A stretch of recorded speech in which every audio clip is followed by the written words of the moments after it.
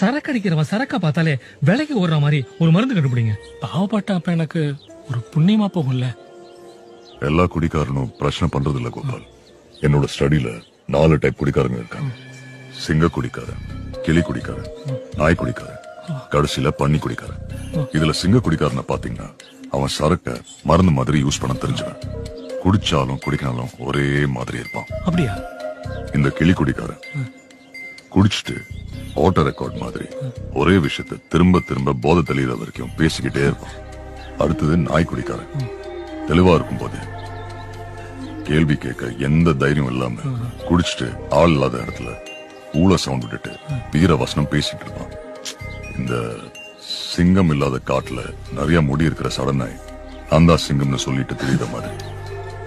கடைசி கேட்டகரி பன்னி குடிக்காரன் அளவு தெரியாம குடிச்சிட்டு வாந்தி எடுத்து மட்டையாய் அதிலே